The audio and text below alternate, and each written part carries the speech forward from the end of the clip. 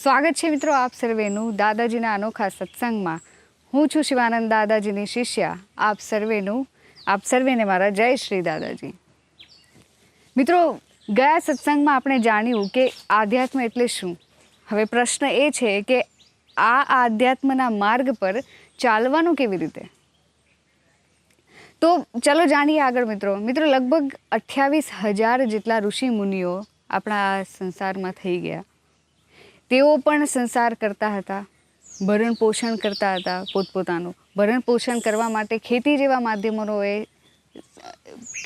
માધ્યમોનો વાપર કરતા હતા.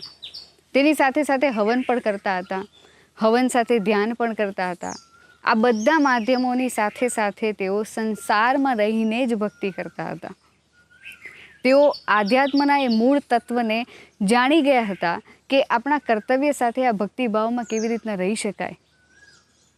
અને તેઓ પોતે ક્યાંથી આવ્યા છે એ પણ તેઓ જાણી ગયા હતા, અને ક્યાં પાછું જવાનું છે તે પણ તેઓ જાણી ગયા હતા. અને એ જેઓ સાધનાઓ દ્વારા જે જાણી ગયા, સમજી લો કે કુંડલીની જાગૃતિ છે, ચક્રભેદન છે, દિવ્ય દ્રષ્ટિ છે. શું આ બધું એ સમયે શક્ય હતું? તો શું આ સમયમાં એ શક્ય છે? આપણને પણ એ સવાલ થાય. પણ આ બધું આ સંસારમાં પણ શક્ય છે મિત્રો, કે આપણે પણ એ ઋષિ પરંપરાના સંતાનો જ છીએ.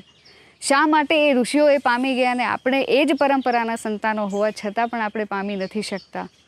તો આપણે એ બાબત ક્યાંક વિચાર કરવો જોઈએ કે એવું તો શું આપણી અંદર ખૂટે છે કે આપણે એ જોઈ નથી શકતા, એ પામી નથી શકતા.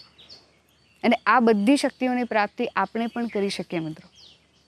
તો એવી ભક્તિ આપણે કેવી રીતે કરવી, એ સાધના આપણે કેવી રીતે કરવી, તો એ પહેલાં એ જાણી લઈએ કે જેમ આપણા શરીરને સ્વસ્થ રહેવા માટે એક સારા ભોજનની આવશ્યકતા છે, તેવી જ રીતે જો આપણે એ જાણીએ છીએ કે આપણે એક આત્મા છીએ, તો આ આત્માનો ખોરાક છે એ ભક્તિ, એ સાધના.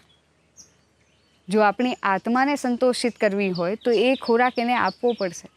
નહીંતર તો એ આ જે સંસારની વિકારોની માયાજાળમાં ફસાતા એને વાર નહીં લાગે. ને પછી આ જે ચક્રમાં આપણે જે ફસાયા છીએ તેમાંથી બહાર નીકળવાનો માર્ગ આપણને નહીં મળી શકે. તો આ બધા વિકારો જો પ્રવેશી જાય આપણી અંદર, તો એ આપણે મનની શાંતિ પણ જતી રહેશે અને આ સાધનાનો માર્ગ પણ આપણને નહીં મળે. તો જો ખરેખર આપણે એમને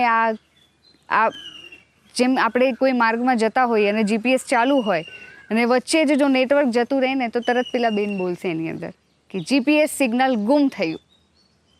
તો એવું જ આ ભક્તિ માર્ગનું પણ છે, એવું જ આ સંસારનું છે કે જો આ સંસારની અંદર આપણે જો પરમાત્મા સુધી પહોંચવાના જે માર્ગમાં આપણે ગુમ થઈ ગયા, જો એ નેટવર્ક આપણું પણ જતી રહ્યું પરમાત્મા સાથે, એ અંતર આપણું વધી ગયું, તો આપણે એમના સુધી ક્યારેય પહોંચી નહીં શકીએ.